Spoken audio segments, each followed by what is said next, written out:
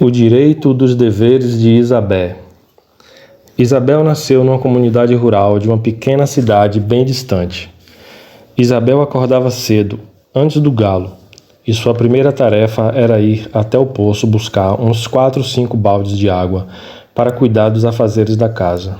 Isabel é a 12ª depois de 11 filhos, todos homens, de seu Felipe e Dona Ednólia. A família bem-sucedida era aquela que tinha muitos homens para trabalhar na roça da família, e o trabalho da casa ficou para Isabel ajudar sua mãe. Isabel já tem 13 anos e ainda não foi para a escola. Ela nem sente falta, mas um dia, uma tia da cidade veio visitar a irmã Ednólia e perguntou à irmã por que Isabel ainda não estava estudando. E aí que logo seu Felipe tomou a frente e disse em tom decisivo: Isabel não precisa disso não, comadre. Aqui ela já tem de tudo. Vai ir para a escola para aprender a escrever carta para macho não.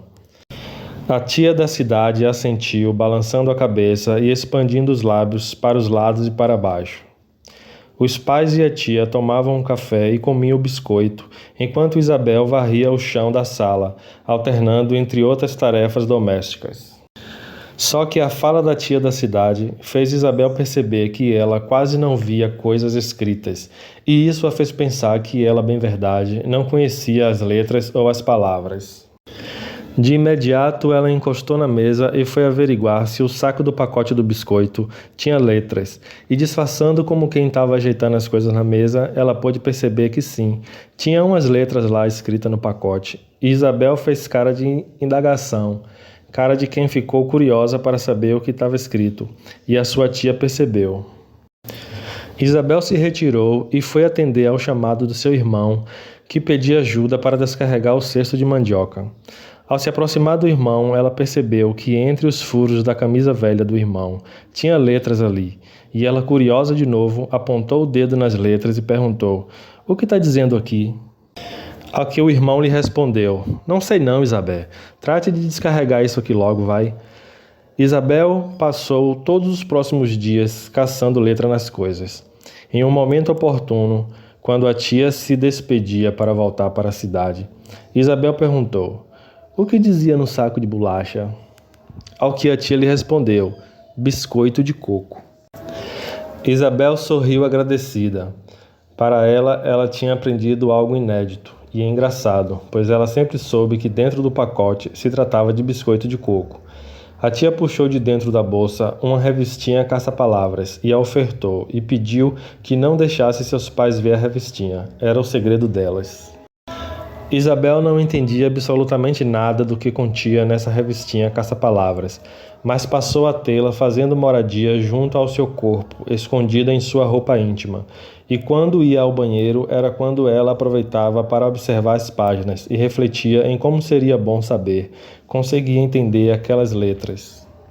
Quando o biscoito acabava, Isabel se oferecia para ir ao armazém buscar mais um pacote, pois ela conseguia ler biscoito de coco quando pegava a mesma embalagem de biscoito. Uma vez sua mãe passava junto à porta do banheiro e percebeu um leve barulho de folha de revista, jornal, coisa assim, folha de papel folheando, e bateu na porta intrigada. "Isabel, o que você está fazendo aí? Abre essa porta aí." Dona Ednólia achou mesmo maldade. Ela pensou que Isabel poderia ter encontrado a revista obscena do seu filho, que ela sem querer encontrou em suas roupas e tinha ido escondida ver no banheiro. E quando Isabel, toda escabriada, abriu a porta: "O que você está fazendo aí, menina?" "Nada não, mainha." E foi logo Dona Ednólia, chateada, apalpar Isabel, procurando a revista obscena, parecendo a polícia dando baculejo. E então ela achou a revista caça-palavra, para seu alívio e o alívio de Isabel, que achou que ia ser fritada no forno a lenha da cozinha. "Quem te deu isso? Se seu pai te ver perdendo tempo, você deveria estar fazendo as coisas ao invés de estar perdendo tempo fazendo bobagem." Isabel percebeu que sua nova ocupação interessante tinha sofrido retaliação e se viu frustrada, sem seu brinquedo e também porque perdeu a promessa com a sua tia da cidade. Depois disso, foi nas roupas que ela ficava procurando letras, coisas escritas. O fato de não saber ler não foi entrave para que ela não pudesse começar a deslumbrar várias histórias em sua mente. Ela de algum modo sabia que se aprendesse a escrever, ia poder registrar suas histórias e devaneios. A propósito, do nada o irmão disse para ela quando a viu estender a sua camisa velha furada, com alguma coisa escrita. Essa camisa foi a tia que me deu, faz um tempão, ela trouxe de Salvador. Então Isabel passou a deduzir que era Salvador, o que tinha escrito na camisa, e assim ela saberia reconhecer mais uma palavra. Isabel passou a lavar roupa de ganho para a professora da alfabetização da escolinha da comunidade.